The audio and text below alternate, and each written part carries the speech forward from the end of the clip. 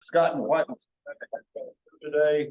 As you know, our mission is to help seniors stay in their home and thrive and provide social activities, volunteer activities, educational activities. And we're now about 12 years old as an organization and finalizing another nice year. So I'm going to turn it over to Rhonda Manor, Baylor, Scott and White, and she's going to introduce her other two colleagues, and we'll go from there. Thank you for being here. Perfect. Thank you for having us. As I walk, if you see me squint, it's because I walk back and forth. Thank you for having us. My name is Rhonda Manor-Coombes. I'm the trauma program manager from Baylor, Scott and White, all the way out in Lakeway. So this is part of my job, is to help give community education. One thing that we see a lot in our facility are elderly falls. So that's why we have this program to where we can come out, give you some tips and tricks on how to stay safe in your own home. But I'm not here by myself. I have two colleagues. I have Franny and Carol. If you want to introduce yourselves.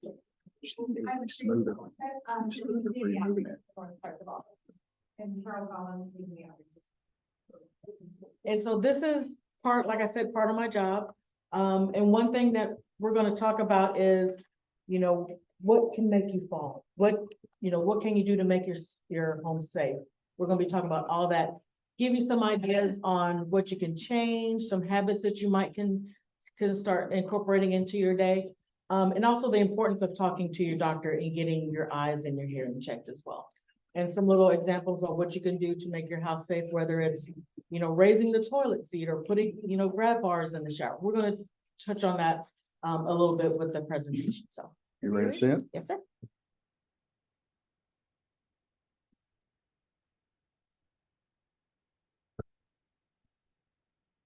Now, the name of this course is Fall Awareness Lengthens Lives Strategies. It's very interactive, so I want to be able to hear from y'all some ideas on what kind of activities that you like to do.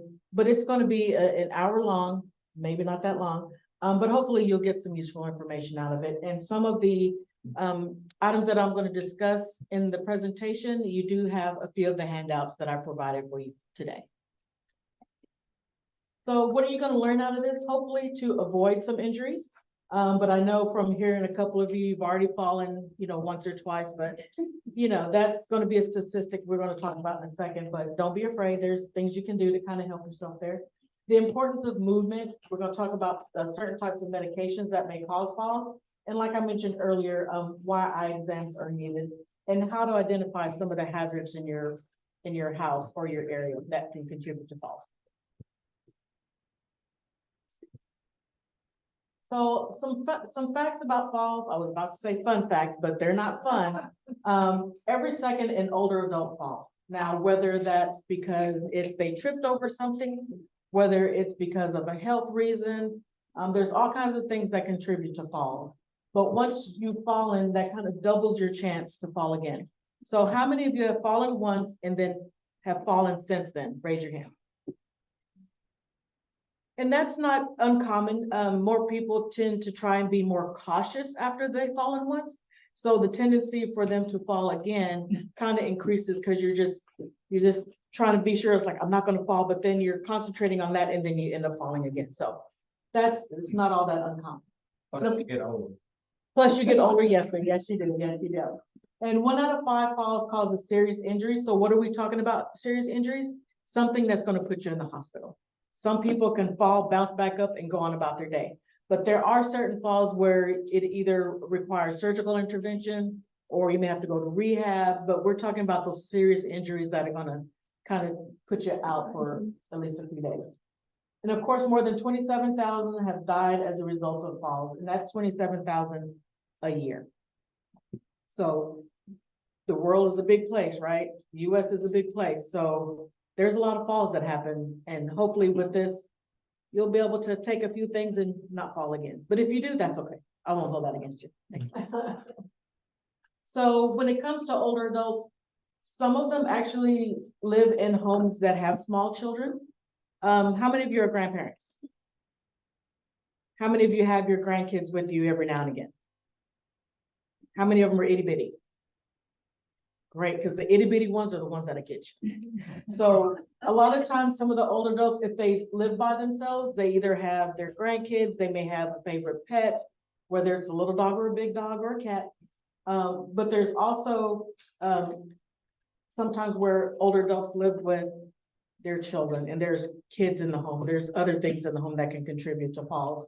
But also half of the falls do occur in a home, whether that's, you know, a home that you've, you know, been in for all your life, a brand new home that you were just able to move into, whether or not you have to stay at an assisted living facility or, you know, at a skilled nursing facility, whatever you call home, that's where a lot of our people fall. And of course, the good news about it is falls are preventable. But unfortunately, with increased age, the falls are going to increase as well. Yes, sir. The most dangerous thing, Legos on the floor, stepping on a Lego. Especially if you don't have shoes. Exactly. Yes. But yeah, as you can tell, any little toy, anything that can cause you to stumble, trip, that's, you know, we don't want those on the ground. Makes sense. So this is going to be a quick question. What do you think causes falls? I mentioned a couple of them earlier.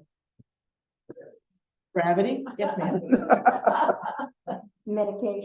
Medications, yes, ma'am. Balance, definitely balance. Yes, sir. I slipped on an iron plant leaf and it had a bad fall. Sue made me work in the yard, that's my wife Sue. I hit it on the leaf. And fell. See, those are all great examples, but no one ever thought to think about their shoes as well. There's a pair of shoes, I like wearing Skechers because I just do. And one of them, I didn't wear them today because I would have tripped in this room. But the way they're designed, my foot kind of drags a little bit. And every now and again, I'm like, did y'all see that hump right there, that bump? Knowing that it was my shoes. So shoes are a definite cause of some of the falls. Next slide.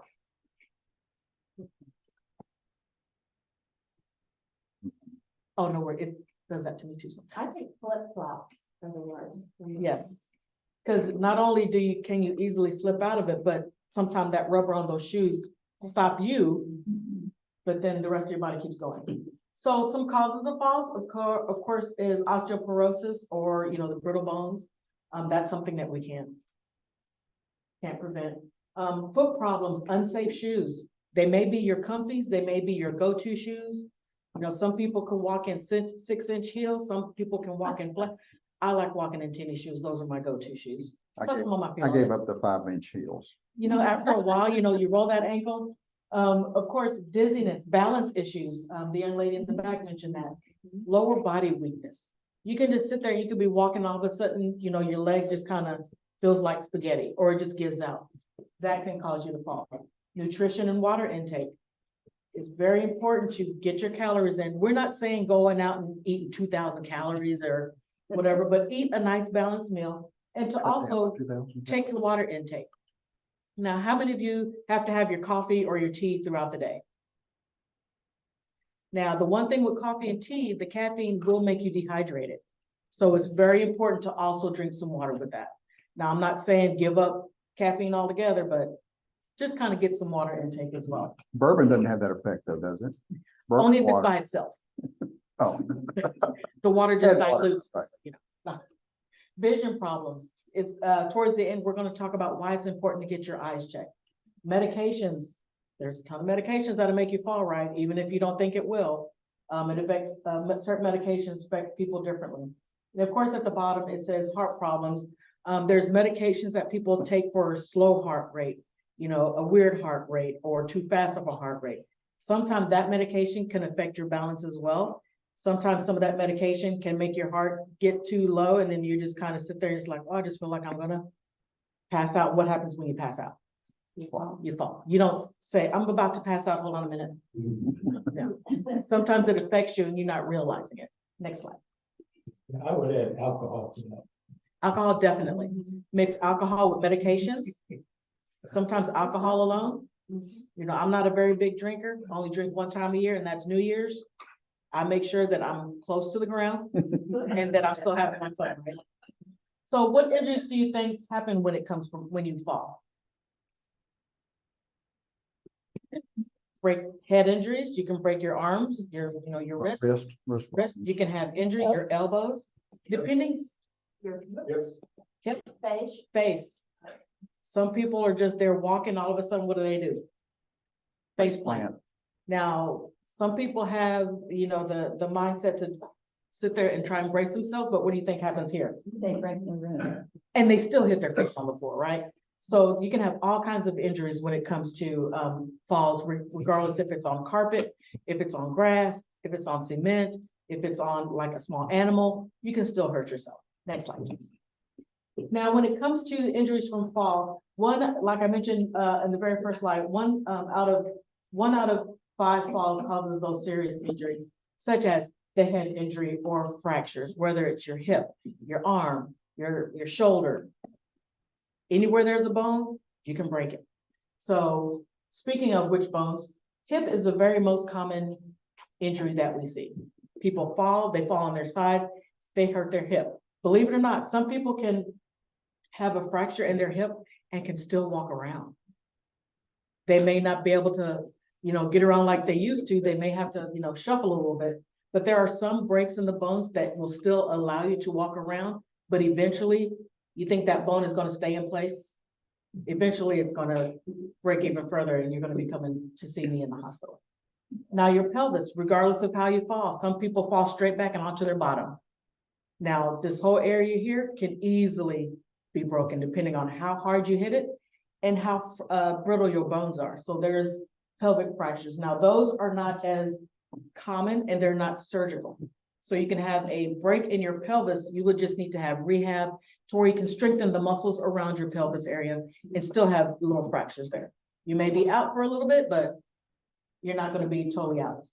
Arms and legs, because if you fall outward or if you fall and you just kind of hit your leg on something, that can also cause a fracture. Your back, like I mentioned before, if you fall on your butt, you can, hurt your pelvis, but just think all that energy is going to go up your spine and there could be fractures in your back as well. Is it going to be fractures that you have to go run to surgery for? Not necessarily. But there are certain injuries to the back that do require surgical intervention, but those are going to be the very worst case scenarios. And of course your ribs. Some people are just walking along and then they fall on their side. Even if we've seen people that have fallen on couches, they're like, well, it just kind of just hurts on my side, and they end up having a couple of rib fractures. Now, do you have to be put in the hospital for that? Not necessarily. Rib fractures are another type of fracture that you cannot repair surgically. They'll have to heal on their own. It may take a hot minute. You may not want to sit there and breathe because it hurts so much, but it will heal. And of course, on the very bottom, once again, head injuries. That's why if you ever come into the emergency department and you're like, yeah, I just had a little fall, but I hit my head, but I just have a little bit of headache. I probably shouldn't be here. If it's an emergency to you, it's going to be an emergency to us. Especially when we start talking about medications, it's very important for us to know what medications you're on. Because certain injuries, whether it's, you're falling on your hip, falling on your side, getting rib fractures, or falling on your head, certain types of medications you could be on will tend to make you bleed a little bit more, whether it's in your head, in your pelvis, because that's where your hips are, or if you break a rib and it kind of punctures the inner lining of your chest cavity, that can cause bleeding. I know it sounds really, really bad, but it really isn't that bad. Next slide, please. So what happens if you do get injured? Now, when it comes to hip fractures, some people are in the hospital for up to a week. Now, we're not saying that if you were to fall, you're going to be in the hospital for, 7 days, or if you fall, you're only going to be there just a day. We're going to get you in and out. It depends on what other comorbidities or what other health issues that you have that's going to determine how quickly you're going to bounce back from these injuries. Okay. Yes, sir. With hip fractures, do they just want to do a hip replacement? They'll do a hip replacement. People walk out of that the same day. They walk the same day. I mean, but even after surgery, Yeah. they get people up to get moving. Yeah. Physical therapy does. Because just think, the longer you lay around, when you get up, you think it's going to be like, oh, I've been laying in bed for 2 days. I'm going to get up and walk around. No, it's going to take some time for you to get those muscles to stretch back and to start being able to use that leg again. Now, also when it comes to the hospitalization, we always put 1 week up there because we don't know, one person from the next, how long it's going to take them. Some people may have, congestive heart failure. So we have to make sure that their heart's in good condition, make sure that when they get up, they're not going to go into like a rapid heart rate. We need to make sure that they're still on their medications. So some people, like I mentioned, may take a little bit longer to be in the hospital, but that's because that's gonna be tailored to them. What we would like to do, get your hip fracture fixed or your arm fracture fixed, get you up a few hours after surgery, make sure that you sit there and you can like pee and poop and eat. And if we can get you out that day, as long as you have a ride, we're gonna get you out. But sometimes people have to stay 1 or 2 nights because of pain control, because of, if they were on certain medications, we have to make sure levels are fine. We're not just gonna be like, it's time for you to go, we've done your surgery. No. We like to make sure that people take as long as they need. And if they have to be placed in, a rehab facility, they're gonna be in the hospital until we get them that bed at the rehab. We're not gonna be, go home, we'll give you a call when your bed's ready. You transition from the hospital to rehab, then back to home. And of course, 1 in 4 have long-term care needs for up to a year.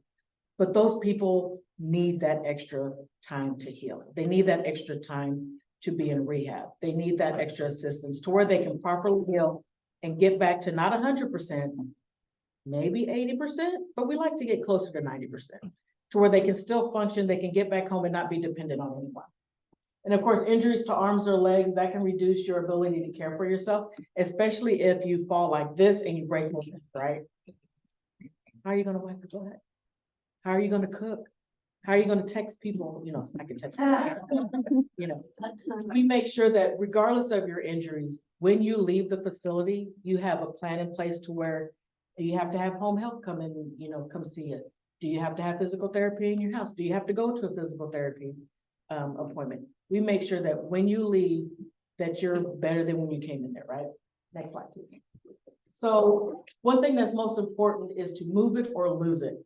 Start simple. Don't sit there and think, oh, Rhonda came and talked to us and said, we have to move around. I need to go sign up for a 5K or a 10K marathon. I don't even run a 5K. I can walk it.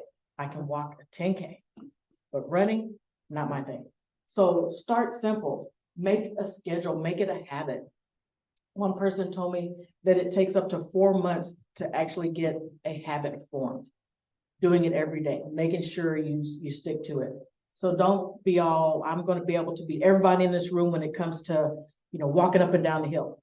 Plus driving over here, I was kind of like, how are people going to go down that steep hill and drive up? And wherever you can walk, start slow. If walking is all you do, that is perfect. And over time, you want to gradually increase what you do, whether it's the time it takes you to do something. So say you started a walking regimen and you're like, I'm just going to walk from my door to the mailbox. Some people, that's all they can do, which is fine. You're getting up and you're moving. But then the next week you'd be like, I'm going to walk from my door, I'm going to go down to my mailbox, and I'm going to go 3 houses down and then come back. Next week, you're going to try and go down to the corner where there's gradually add time, add what you're doing. And of course, write it down, keep a record, because once you hit a milestone, I want you to reward yourself. Go on that shopping spree, buy that new pair of shoes, rent that movie, get that subscription, whatever you want to do, reward yourself. Buy some smaller clothes, buy, some tighter clothes, whatever you want to do. Whatever you like to do to reward yourself, do it. And of course, I can't remember what that said. Oh, now I remember. Move even if you're sitting down in a chair. Because some people tend to think, I've fallen once, I'm not going to get up unless I have to. But while you're sitting in the chair, there's giving you, it's a 1-pager on where you can just sit there and how you can stand up in a chair and how you can sit back down in a chair. It's called exercise, which I'm allergic to, but there's always things you can do. Or if you don't want to get up, you can sit there and get a can of beans. Sit there and just do some little curling exercises. There's all kinds of things you can do in a chair. Next slide, please. So now this is where I want to get to know you a little bit better. I don't need to get to know all of you because we only got an hour. So what kind of physical activities do you enjoy? I remember we were talking earlier and you get to go to physical therapy and they do water aerobics. What are some other things that people like to do? Bicycle. I have one of those too, and it's still in my garage. Yes, ma'am. Yoga. Now, yoga is excellent because it works on your core and your balance. I can't do that because I just can't. Anyone else? Walking. Walking, Yeah. walking, you can do, it's free, it's easy. You can even walk inside your house. You can walk outside your house. You can go to the mall and walk. You can walk in the church parking lot. You can walk anywhere. Yes, sir. Going to the gym. Going to the gym. Very helpful. And a lot of gyms do have, I think they call it Silver Fox plans, to where if you're over, Silver sneaker, silver sneaker. sorry. Silver Silver Fox. That's not a jump. Silver Fox, silver sneakers, I was like, oh my goodness. Where you do get a little bit of a discount when it comes to joining a gym. My mom has done that. She went to, I think it was Planet Fitness where she lives. And she went there and she was like, I joined the gym and they told me to walk on this machine. I'm like, yeah, it's called a treadmill. Well, I got on it and I got dizzy, so I can't do that anymore. But there's a track, just walk around the track. So do what you can do to get that exercise in. Next slide, please. So some examples of sit and be fit, those are going to be chair exercises where, like I mentioned, there's things you can like sit there and, stand up with the chair. Now the chairs should have arms on it because that's going to be the most helpful. Or if you just sit there, you can do leg exercises. You can do arm exercises. You can sit there and twist for your upper body. There's all kinds of things you can do. Of course, individualized programs, if you want to be with that, cute trainer or whatever, you'd be like, I need you to come up with a program for me because I want to get fit. Whatever you got to do. Group activities, make it something that every Thursday night, a group of you goes and walks around the neighborhood. Or you get together and do all kinds of chair exercises together, whatever you need to do. Tai Chi is offered at some gyms to where it's more of a slow, deliberate movement that also concentrates on your core, kind of like yoga can. And that's something that you have to really concentrate. And you may think, I can do this in 5 minutes, but it's slow, deliberate movements for a reason. Now, if you enjoy walking, now, how many of you have iPhones, Androids, Samsungs, whatever kind? Who all has a cell phone? And like the young lady in the back, it'll tell you how far you've gone. So you don't have to go buy a pedometer, which I went and actually bought a pedometer so I can show an example of it. But technology nowadays, you don't even need to have your watch on. If you have your phone on you, it'll be like, you've gone 15 minutes, great job. Well, mine does that. So that positive affirmation is like, I got to hear it because it was like that 15 minutes was sure long. So water activities, the water aerobics, that resistance from the water, you may not think it's actually helping you, but it actually is. You are working on muscles that you're probably like, where was that muscle again? Is that why I hurt there? That's why. A Matter of Balance is an 8-week course where they talk to you about different types of exercises. You talk to an optometrist, you talk to physical therapy, you talk to a doctor. All these people come in and discuss certain things with you when it comes to falls and how you can prevent falls, which is a matter of balance. I know Baylor Scott and White was looking into bringing that to the community. But of course, what happened a couple of years ago? COVID. So, and the freeze, which I was stuck at the hospital for a week. But, I'm not bitter about that. I'm joking. At least you had power and heat. You got plenty of bed. For a while. No. Once the water kind of was an issue, I was kind of like, really? Really? So, good thing I have a pool at home, so I just use that water to do whatever I needed to do. But the Matter of Balance, we're trying to bring that back to where we can give that course to the people that want to come and learn a little bit more than what I can provide here in this course. And of course, you want to talk to your doctor before starting any exercise. I don't want to hear somebody going to the doctor's like, I went and started this exercise and my heart started pounding and I get these palpitations and I twisted my ankle. If the doctor knows that you want to start a program, they can help you start it. They can be like, remember, this is what we want you to do. They can help you come up with a plan. I just do it, so you know. This is an example, and you have this sheet of the chair exercises. It's very, very easy. So pretend this chair has arms. One thing we want you to do is when you're sitting down in a chair, how many of you have those comfy chairs where you just kind of sink into it? Now, when you're sitting in a chair, when you're trying to do this exercise, you see the legs are at a 90 degree.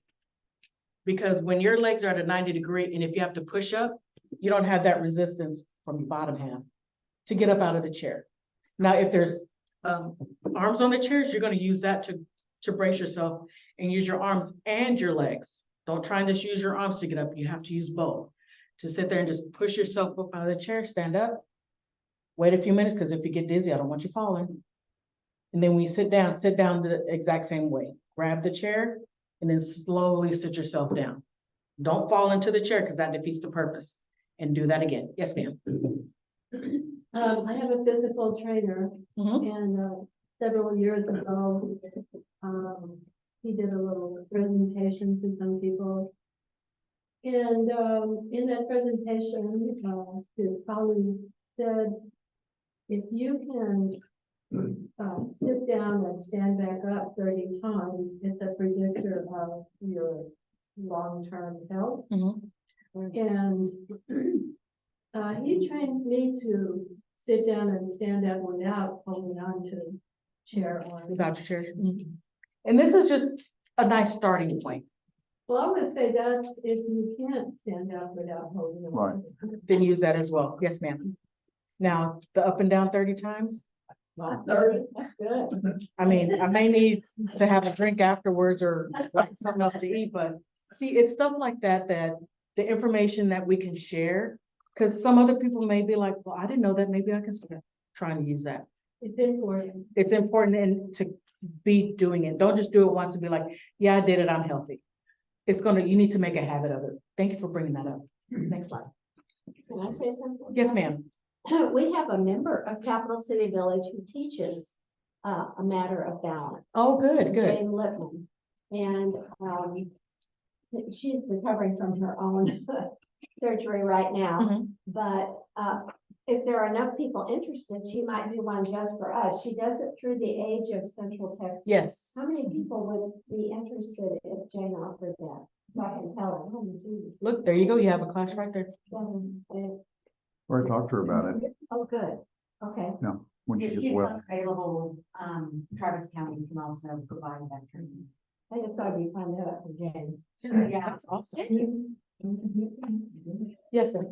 So I was just saying, Oh, what did you say? and that's, like I mentioned earlier, that's gonna be an 8-week course, but you're gonna learn so much from that.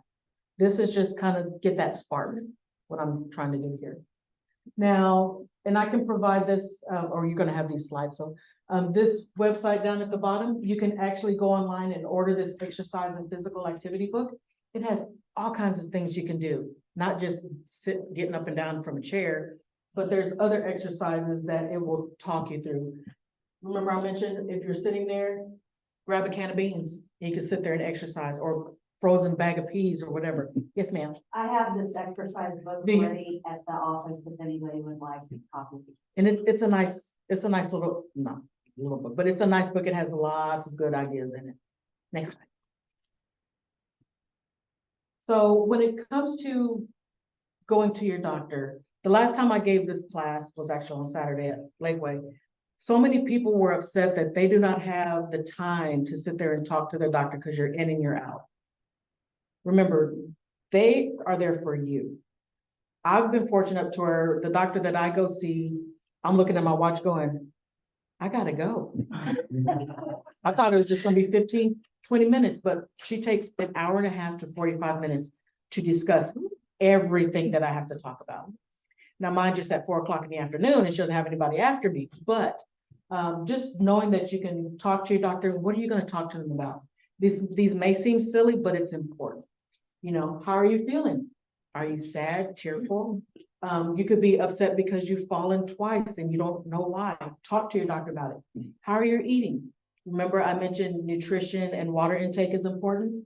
How are you sleeping? I can go on 4 hours of sleep. That's just kind of me. But there are some people that need 8, 10, 12 hours, like my sister sleeps all day. But just knowing how much is too much and how much is too little. How much walking are you doing? I can just go like a few steps and I'm out of breath. Or I go a few steps and my legs just give out. Doctors need to know these things. And of course, have you fallen since your last visit? If you come to Lakeway and you've fallen or you've been walking, you're like, I just tripped and I fell, we're gonna ask you, when was the last time you fell? And if you're being admitted, they're gonna ask you, how many times have you fallen since you were last admitted to the hospital? It's not that we're gonna report you to the fall police. We just need to see if there's a reason why you're falling and what can we do to help you prevent those. And of course, how am I, how are you thinking? Are you having difficulty remembering things? I do that all the time. I call them brain farts. Are you reading enough? Are you keeping your brain active? Once someone's fallen, I mentioned before that they tend to be more cautious than they were before. But do you think if you've fallen and you've had this major injury, you think that's it? They're gonna put me in a nursing home. I'm not gonna be able to do anything. Some people think that way. They think I'm never gonna be back to the way I was. And you're not, but we're gonna get you close to it as we can. Next slide. Now, this also is in one of the handouts that I gave you. If you just wanna know like your risk for falling, you can fill out this little questionnaire. It's based on numbers. Take it into your doctor and say, what does this mean? Does it mean you're gonna fall in 3 months? Does it mean you're gonna fall when you walk out into the parking lot? It kind of lets the doctor gauge, what is your risk of falling? I really don't know what the numbers mean because I probably say yes to everything on here, but it's something that it's a starting point when you start talking to your doctor, especially if you've fallen more than once. Next slide. Oh, yes, sir. Always go in with a list, and now my physician says, well, what is your list this year or whatever? Yeah, And also, we advocate for our members that we need to with their doctors. And when I go as an advocate, I ask our member, let's make a list so Yes. we get clear. So this year when I went to see my doctor, I said, next time you see me, I'm gonna be 80, so how are you gonna keep me alive for the next 10 years? That kind of stumped him a little bit, so we have a good it's one. probably like, I'm still gonna have to be around. But yeah, no, that's it. Very important. If you're not gonna ask the question, who will? I talk for my mom all the time. We go to her doctor's appointment, and the doctor will ask her, so how are you feeling today? She'll look at me to answer for her. So, but I know what questions she needs to ask. Yes, ma'am. Well, I'm sure everybody knows this, but when you're on Medicare, that yearly physical is just check. And, but I know at my doctor, if you pay like, maybe it's $45 or something like that. And then you actually see the doctor and yeah, she spends 45 minutes with me and we discuss what's going on. But it's well worth it to spend that little extra. I'm sorry, Look, I extra. don't understand. You're saying the Medicare wellness question thing is free, but if you pay $45 more. and I then- actually see the doctor and she'll look at me and Like maybe something personal with your doctor. it could be, I don't know. I was Yeah, EPA. I'll tell you a terrible experience I had this week. I had a 6-month follow-up with my doctor. And, I said, before we start, I have some things to tell you. He said, okay, you start. And so I said a couple of things, and then I started to tell him I was gonna tell him how I had fallen and fractured my vertebrae. When we get on a boat in Venice. I started telling him, well, I went to Italy and we started in Venice. Oh, well, Did he cut you off? that's your body. Yeah. He cut me off just like that. And I said, well, I'm gonna talk about my body. Well, I'll be the judge of that. I'm changing doctors. I was about to say, the doctor is there for you. You're the patient. You need to let them know, because they don't know, they don't have a scan being, oh, I can see you've done X, Y, and Z. To me, if a doctor takes that extra time to say, how was your trip to Venice? What all did you do? Because if it's a great doctor, when you go back again, where have you gone this year? Well, he got a lot more interested after I said, I have a PhD, I'm not an idiot. I think he realized He couldn't just blow over on you, it basically. annoyed me. See, and that's where some people feel like, I don't want to tell them I'm falling again. They're probably going to say, I need to go live over here, or I need to do this to my house. Giving them that information helps take care of you and help you prevent those falls. Because if they're like, I didn't know you fell 15 times, why didn't you tell me? Well, you never asked. Give them that information, whether they want it or not. So do you think medications can cause falls? I know that's a tricky question. Next slide. Tylenol could probably make you fall. Motrin can make you fall. Vitamins can make you fall. Anything you put in your mouth can make you fall. You can eat and you can fall. So when it comes to, certain medications, one reason why when you come into the emergency department or when you go to your doctor, they're gonna go over your list every time, even if there's only 2 medications on there. Because if you add, over-the-counter things or herbal supplements, it may not work with Coumadin. It may not work with amlodipine. It may not work with, your cholesterol medication. Just because, a friend said she takes this and she feels, strong, that doesn't mean it's right for you. So just going over these medications with your doctor is very important because the more you start mixing stuff, the increase of risks of falls that you may have because of the interaction with medications. Now, when it comes to medications to be careful about, of course, your blood thinners, your Coumadin, your Plavix, your Eliquis, all those kind of medications, because when you fall, you're going to tend to bleed more. Whether or not, if you hit your head, you hit your hip, you hit your belly, you're going to be prone to bleed more. Diuretics, if you have congestive heart failure and you're on Lasix, or for blood pressure, if you're on hydrochlorothiazide, the HCTZ, which I'm on, it makes you pee like a racehorse. But just knowing that if you have those water pills, when you got to go to the bathroom, you got to go. What can happen if you're in too big of a rush? You're going to fall. Pain medications make you dizzy, loopy, sign all kinds of checks. Pain medications can affect you just as much as any other type of medication. Insulin, if your blood sugar drops too low, or if it's too high, you may become altered. You may just start walking around and not know that there's a step and you trip and fall. Heart medications, whether you have an arrhythmia or a weird heartbeat, sometimes the medication can make it go too low, or sometimes it may not work and your heart rate will go too high and make you pass out. But following the instructions is important. If you know you're about to run out of medication, don't say, I'm just going to skip a couple of days. Go ahead and take your medication, call your doctor, and they can call you in a prescription real quick. Do not change how you take those medications unless your doctor has told you to do so. Read the directions if you need to. I've done this for my mom. She has it in large print on the bottle. It's a little flag, but it's to where she can easily just pick it up and be like, okay, that's that medication, instead of going, now where is the top of large print? Don't be afraid to ask for it. I may ask for it so I can see it from across the room. Yes, sir. There's also a talking, I get my prescriptions and they have a little strip across the bottom. And I set them on this little machine. And it tells you what it is. Reads it for her. There's no reason for you not to know what your medications are. And you have to ask some doctors, please put on there what this is indication for you. Yes. And unfortunately, it's a hard sell to doctors, because I've tried. I mean, it should be easy. They just I know. put it on the script. We all understand that, except some don't. Some don't do it. 50% don't. So I think it really is, Maria's just said, when you're getting a pill, even the refill, that are particularly new, and say, please put indications for use on the direction in that, and in layman's terms, Yeah. you don't want to put for paroxysmal atrial tachycardia, just for heart.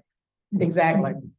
And when you come into any hospital or any emergency room, we'll sit there and go, do you know what your medications are? Or do you know your medical history?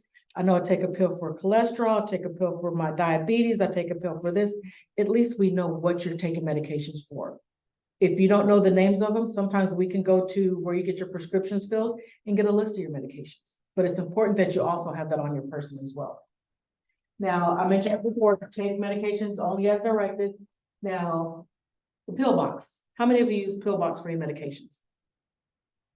I went from a couple of days to a week to 2 weeks. Now I have a month's worth. To where I can sit there and just put it on there, and I know when I'm on week 3, I need to refill my medications. And actually I have them in my pocket because I forgot to take them this morning. But yeah, use the pill box. Some companies actually have a service where, I can't think of the name of it, but you get them in like little packs. Like, this is gonna be my pills for the day. Amazon. Amazon will do that for your medication. They're called blister packs. Blister. Especially if you don't wanna have a whole, pill box, if you just want like individual ones where you can still organize them, there's ways for you to organize your medications. Because when we ask you, when was the last time you took your medication? Well, today's Thursday, so that means I was supposed to take it 2 days ago, but I don't remember if I took it 2 days ago because I still have the pack right here. It helps you organize how and make sure that you take your medications. And of course, keep a list of all your healthcare issues, including your medications and your emergency family contacts. If you come into the emergency room and you're unconscious and we can't do the little facial recognition on your phone, we need to get some information on you somehow. Family needs to know. Yes, we will go through your wallet and your purse. We won't take the stuff out of it, but we're looking for your medication list. We're looking for your emergency contact.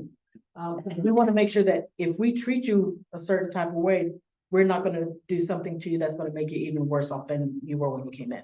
So it's very important to have those lists on you. I make sure my mom has it in her wallet all the time, or she puts it in the front right corner pocket of her purse. Everybody knows where it's at. And of course, talk to your doctor or your pharmacist if you have questions about medications, especially if you're starting a medication. Don't just be like, okay, my doctor told me to start taking, amlodipine for blood pressure. Yeah, I don't like the way it makes me feel, so I stopped taking it after a couple of days. Don't do that, because I will find you and I'll make sure you take your medication. It takes at least 7 to 10 days for that medication to get into your system to where you can tolerate it. Every time I start a new medication, I'm sitting there going, 7 to 10 days, 7 to 10 days, and I'll feel better. So always talk to your doctor about, your medications if you have any questions. Next slide. So what kind of side effects do you think you can get from taking medications? I know people have mentioned dizziness. What else? Dry mouth. Dry mouth. There's all kinds of things that can be a side effect. Nausea, dizziness, headache, just an upset stomach, diarrhea, all kinds of stuff. Next slide. You can actually have a change in your vision, especially if you're taking a narcotic and you're sitting there just thinking, why can't I see, but I'm not hurting? It's going to be a side effect of the medication. Changing your blood pressure. You could take a medication that you can sit there and be like, oh, I feel good. Let me stand up, and all of a sudden, next thing you know, you wake up on the floor. It can change how your blood pressure, how quickly it drops. Dizziness upon standing. You know what that leads up to, right? Well, it ends up being a fall. Confusion, impaired judgment. I'm going to go buy me a brand new car. I just took my medicine, but I'm going to go buy me a car. Sleepiness. That can be any type of medication. Lack of coordination, short-term memory loss. Now, am I saying that you're going to get all of these with every medication you take? No. Some people don't have any side effects to medication. It just doesn't affect them that way. But these are some of the possible things that can happen regardless of whatever type of medication that you take. Next slide. What's an example of a medication that causes short-term memory loss? I can't remember. The one thing that comes to mind would always be a narcotic for pain. Oh, okay. Gotcha.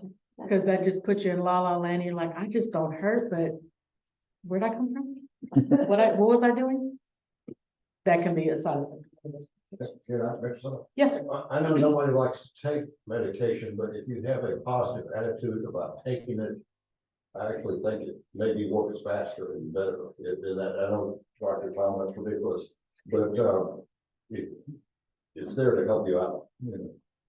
I mean, especially if you know what the end goal is going to be. You're going to be like, if I keep taking this, I'm going to be able to do this by next week or by next month. I'm going to be able to, I'm going to feel better to where I can walk down to the mailbox and around the corner.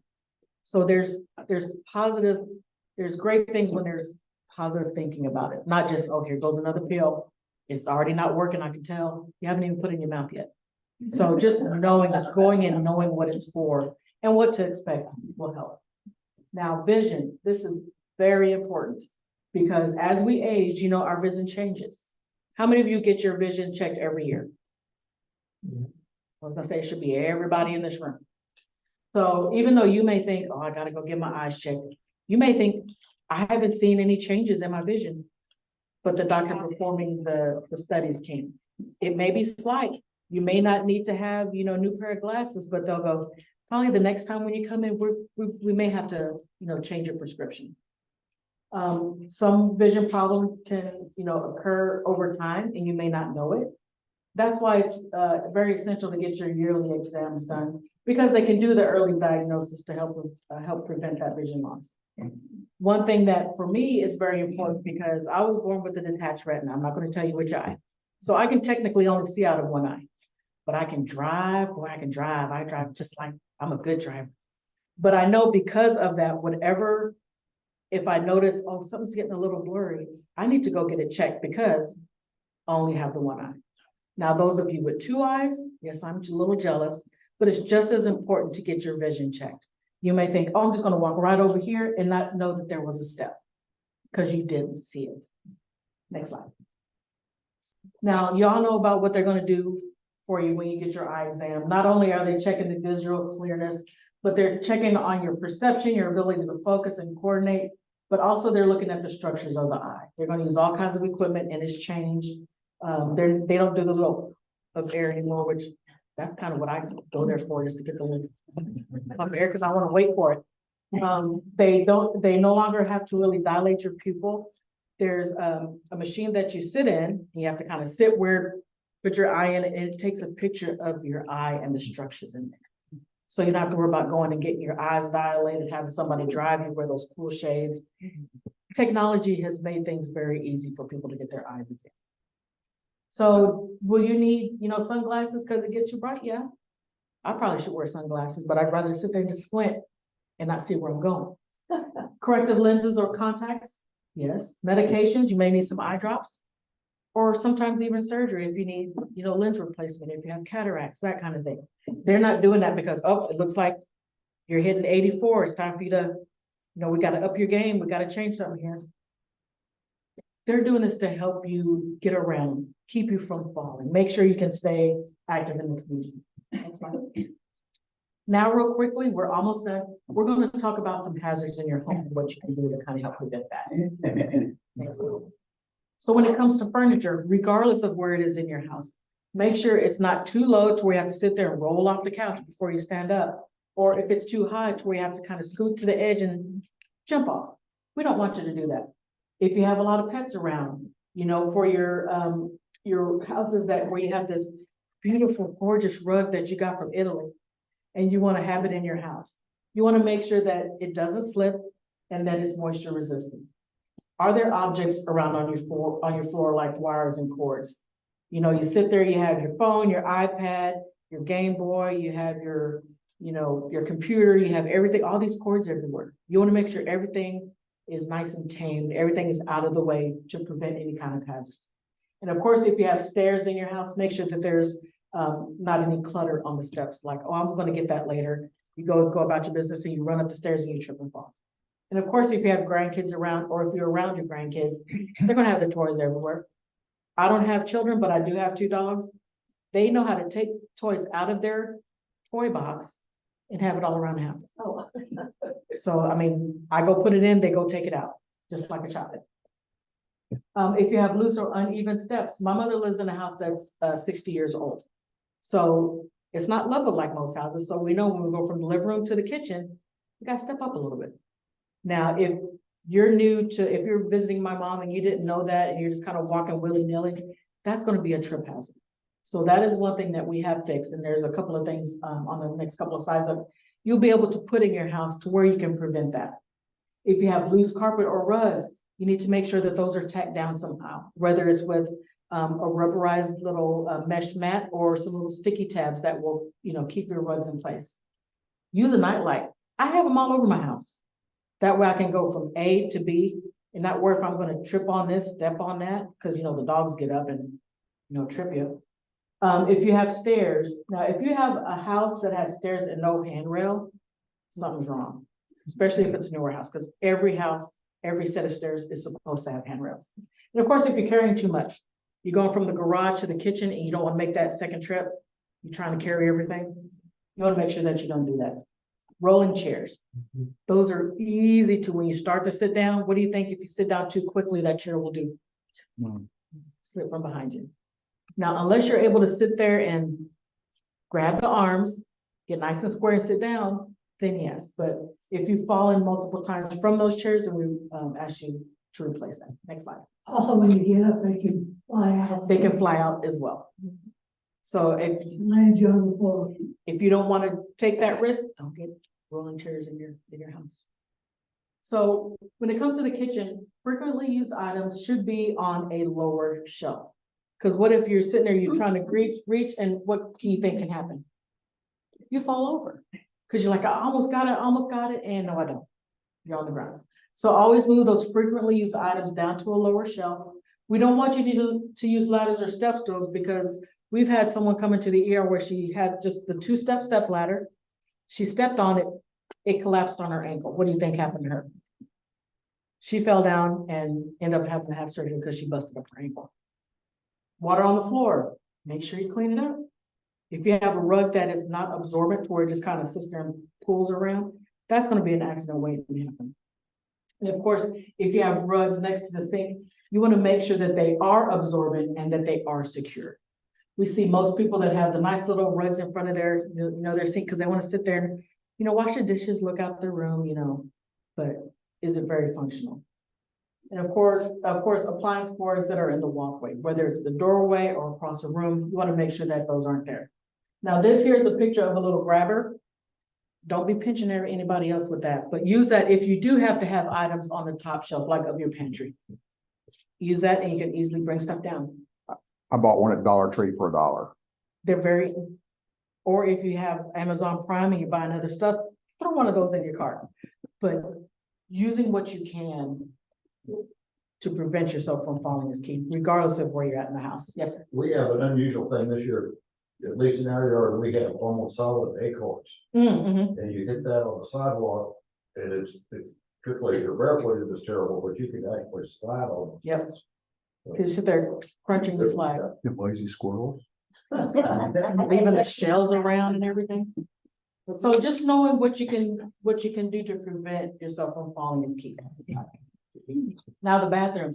Now, the bottom of the bathtub and showers, of course, it gets slippery, right? Because you use soap, you use water, try and get all nice and clean. Nowadays, whenever you remodel your bathroom, they have the tubs that have, or the showers, even sometimes the tubs that have that little roughness to it. Mm-hmm. Because if something is flat and water gets on it, that's what you're gonna do. That roughness to the bottom of the shower or the tubs add a little bit of gripping to where you're stepping on it, you're gonna be able to stand your ground. Or if that's not the case, you can always buy the little decals that you can just slap, slap, slap, slap. There's a Bigfoot thing you can put on the bottom of your tub if you want, something like that. But you want to make sure that you have something in your bathtub or shower that's going to keep you from sliding. But of course, if you need grab bars wherever you can get it, to where if it's in the shower or if it's in a tub. Now, one thing that I have an issue with this one is, if you've fallen and you have soap all over you because you're using your Bath and Body Works kind of stuff and you're getting all nice and scented. If you're slippery, are you gonna be able to get a good grasp on that bar? You're just gonna keep sliding down that bar, right? So to me, if you have something that is either vertical or horizontal, that way you can either get a grip of the bottom or you can use the bar to pull yourself up. Regardless, if you need, the grab bars in your shower or even next to the toilet, whatever you do, those are very handy to do. Unfortunately, it's very hard. I know when I was doing mine, I couldn't get grab bars that had any texture to them. That's really a shame because that would make it so much easier. And I think there are a couple out there. I'm not sure, I can't remember where I saw them, but you have to really do your research and find them. But they do make it hard to find them. Yes, they do. I know they were very hard. We tried. And they're probably just as expensive as the original ones, but do what you gotta do to keep your house safe, because we don't want to see you in the ER. Now, one quick thing is the toilet. Just like couches, chairs, they can be either too low to where if you're sitting down, like I said, if your knees aren't at a 90-degree angle, get your little razor. It just sits right on the toilet and it adds that little extra lift to where you're not having to be so far down or to go sit on the toilet or get yourself back up. Those are very handy and they're very easy to clean. And of course, if you need shower chairs in the shower, that way you can sit with the handheld if you're prone to slipping in the shower. Next slide. Now your bedroom. Poor lighting can be anywhere. It could be in the kitchen. It could be in the bathroom. It could be in the office. It could be in the living room. Make sure that your lighting is enough to where you can see where you're going.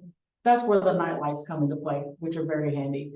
And of course, if you know that you use a walker or a cane to get around, don't put it on the other side of the room and your bed right here. Make sure it's close enough to your bed to where you can easily get to it and get to where you have to go.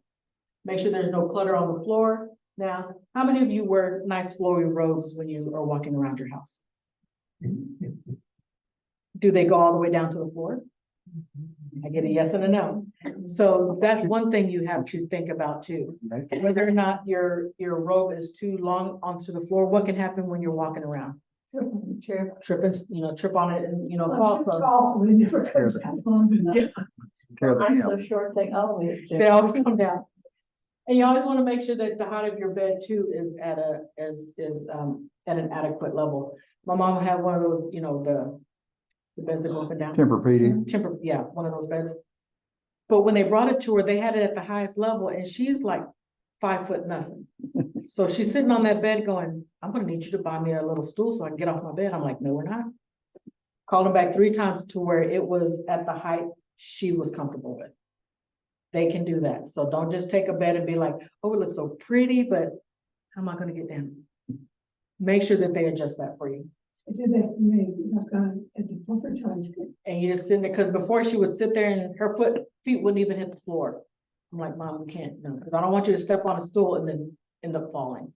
And of course, your shoes, even though they may be comfy, if you fall once in them, I shouldn't be saying because I stumbled a couple of times. If you've fallen in a pair of shoes and you were seriously injured, don't keep those shoes. We were at a health fair out north and it was at the end of the day and we're cleaning up and the lady comes walking and we weren't paying attention because she was getting ready to leave. She's walking and she just goes face plants right in front of us. At first we were like, rock, paper, scissors. No, we didn't do that. But we ran to her to make sure she was okay. And, she was fine. She was like, I always fall when I have these shoes on. And you know how you check your shoes, you check where your toe is to see how far it is to the end of the shoe? That much. They were cute tennis shoes. Trust me, I probably would have taken them if she didn't want them. But they were her favorite shoes. They were just too big. So I told her, ma'am, I'm sorry, you should get rid of those shoes. Did she get rid of them? Probably not. And of course, what type of shoes? If you can walk around in 6-inch heels or 4-inch, do it. Just know the one time you fall, probably should get a little lower heel, right? And of course, if you buy shoes that have a lot of rubber on the soles, a lot of people say rubber is best because it, provides cushion or whatnot. But just think when you're walking, your foot can get stuck on the floor and you can fall. Next slide. Your living room. Once again, couches and chairs, make sure that they're at the right height. Make sure that you have armrests if you need that to, help yourself get up. Electrical cords, don't have them go all willy-nilly. My mom's house only has 2 outlets in her living room and they're on opposite sides of the room. Now, we have stuff over here, stuff over there. So we have extension cords. You have to make sure that all that stuff is just not in your walkway. Make sure your lighting is good with night lights. If you have limited access to your phone, my mom refuses to get rid of her corded phone. She has a cell phone, but then she has her home phone right next to her. So just know that if you have a phone that's still corded, make sure it's not going to be in your way when you're trying to get out. And of course, if you're using only your cell phone, just like if it was in a bedroom, make sure it's not across the room or you left it in the kitchen to where you got to get up. It's like, I got to get it before it gets to the 3rd ring. Make sure it's where it needs to be. Put it in your pocket, tie it around your neck, do whatever. Make sure you know where it's at. And of course, if you have limited walking space in your living room or wherever, make sure that wherever you're having to walk is nice and clear and is free of clutter. Next slide, please. Now, these are a couple of items of, this is that rubbery mesh that you can get to go underneath your rug. So if you put the rug on top of that, depending on the type of rug you put on there, this will keep it from sliding.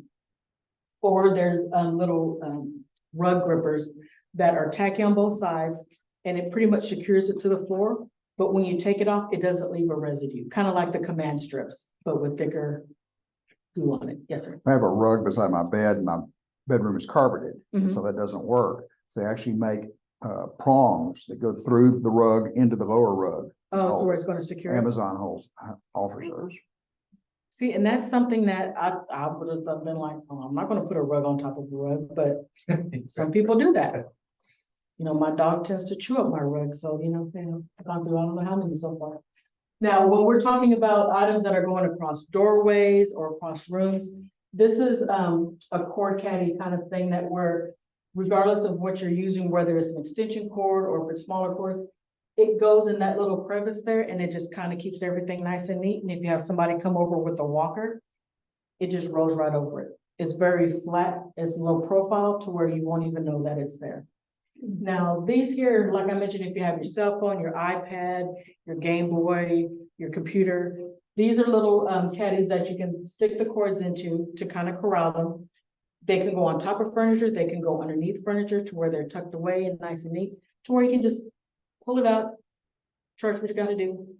Take it They back. come in all different colors to match. I have a Yep. bunch of them. I've got one all over the place. You can get triples, single, doubles, whatever you need. Amazon has it for you. Next slide. You want some? Okay.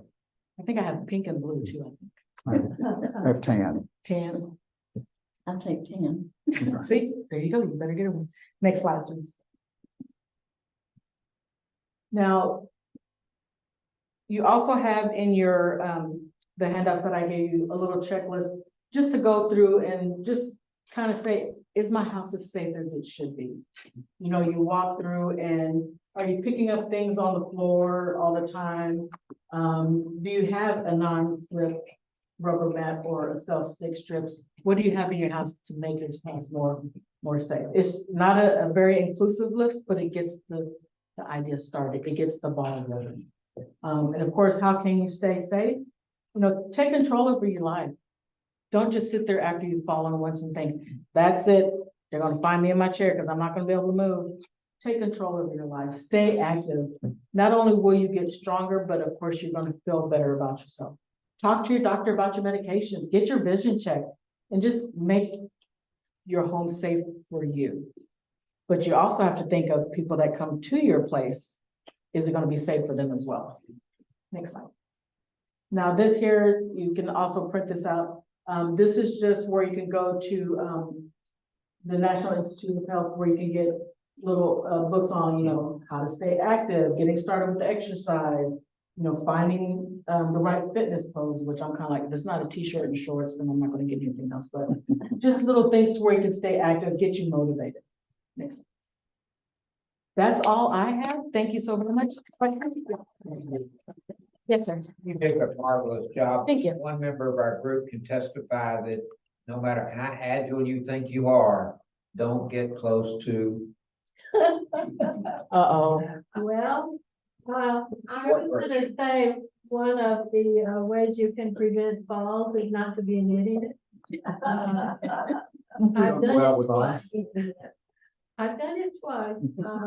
2021, when we had the bad freeze here in Austin, I saw the ice come, and I saw my crazy neighbor across the way had February bluebonnet blooming in her yard. I thought, would that be a photograph of a bluebonnet? And I broke my femur and ended up in the hospital. And then recently in Venice, I, 25 years old, and I thought I was going to go to Venice. And so I fell on a water taxi. I was trying to get in. The boat rocked and threw me on my back, and I fractured a vertebra. Wow. So, But ice is just, ice is a no-no, period, no matter what you think you're good at. You know, when you have your phone, you can zoom to where you don't have to go out there and get that picture. So, did you get the picture? yeah. And the one thing that I can't stress enough is people are going to fall. You may fall once or twice. You may fall 5 times, then we have to talk. But just knowing that you can prevent, make yourself, make your house safer and, make yourself safer by exercising, getting out there and talking to your doctor. I may fall walking out to my car, you never know. But just knowing that there's things that you can do to prevent that is key, because falls are preventable. Thank you, thank you. So one thing that people are realizing that if I turn off my phone at night, plug it in and charge it at night, leave it by the bed, because you can have it call EMS, call 911 without ever touching it. You just have to say, hey, Siri. Yeah. She did it. Uh-oh. 911 and or call my daughter or call anybody that's in your contact. And, you don't have to touch the phone. So if you fall or if you have a heart attack in bed or whatever, the phone's available. Hey, you lady. And like I mentioned before, if you've fallen and you just want to get checked out because you're like, well, it still kind of hurts. Whatever is an emergency to you is an emergency to us. I mean, we may close the door and be like, can you believe she came in here because she did X, Y, and Z? No, we're going to treat you to make sure we're going to give you that, that sense of, okay, I wasn't just crazy, I am fine. Because the day you don't get checked out because of you falling and you're like, I still just got this headache, there could be all kinds of things going on. So please, please, please seek treatment. And I really do appreciate y'all having me out here. And thank you for the nice gifts. Oh, you're welcome. Thanks to Franny and Carol, yeah. We did want to make an announcement. I just wanted to remind people of a couple of things that we have coming up. Come up here so that we want. The most important is pumpkin dump cake here for Thanksgiving. So please take some if you would like. Also, we have 2 exciting events coming up pretty quick after the holiday. The